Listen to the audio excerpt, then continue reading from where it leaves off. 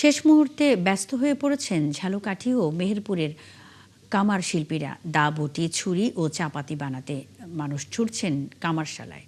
যদিও শিল্পীরা জানান, পর্যাপ্ত কয়লা না পাওয়ায় কোরবানির উপকরণ তৈরি করতে এবার হিমশিম খেতে হচ্ছে। আর ক্রেতারা বলছেন, দাম বেশি হলেও মানসম্মত জিনিস পেয়ে খুশি তারা। সহকর্মীদের তথ্য ও ছবিতে প্রতিবেদন। কামারশালায় কেউ হাঁপড় টানতেই জ্বলে উঠছে কয়লার আগুন। সেখানে পোড়ানো লাল লোহার খণ্ড হাতুড়িতে পিটিয়ে তৈরি হচ্ছে নানা সরঞ্জাম। কেউ আবার শান দিচ্ছেন পুরনো দা, বটি, ছুরি ও চাপাতিতে। প্রতিটি কামার পাড়ায় এভাবেই ব্যস্ত সময় পার করছেন ঝালকাঠির কামার শিল্পীরা।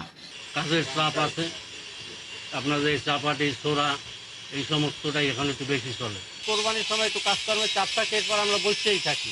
আমরা নিজেরা বাড়িতে কোরবানি করবো, আমরা কোরবানিগুলো চাপাতি, চাকু এবং বটি এগুলো বানাইতে দিচ্ছি। কামার শিল্পের সাথে জড়িতদের সহজ শর্তে ঋণ ও কারিগরি সহায়তা দেওয়ার আশ্বাস দিয়েছেন জেলার বেসিক কর্মকর্তা। ঝালকাঠি জেলায় 4 থেকে 500 কামারের দোকান রয়েছে।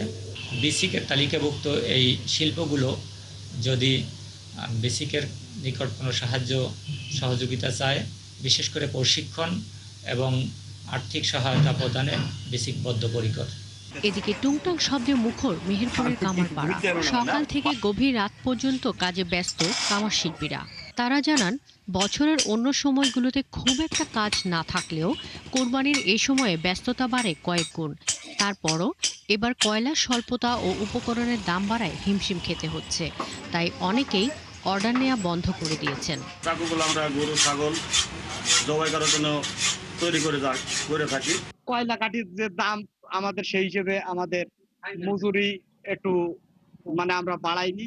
ঘন্টা অপেক্ষা করতে হচ্ছে এই দা ছুরিগুলো পাওয়ার জন্য। বাজারের কৃত্রিম জিনিসের চাইতে লোহার তৈরি সরঞ্জামের মান ভালো হওয়ায় ঈদের আগে কামারপাড়াগুলোতেই ভিড় করেন ক্রেতারা। শাকিলা শম্পা, ৭১।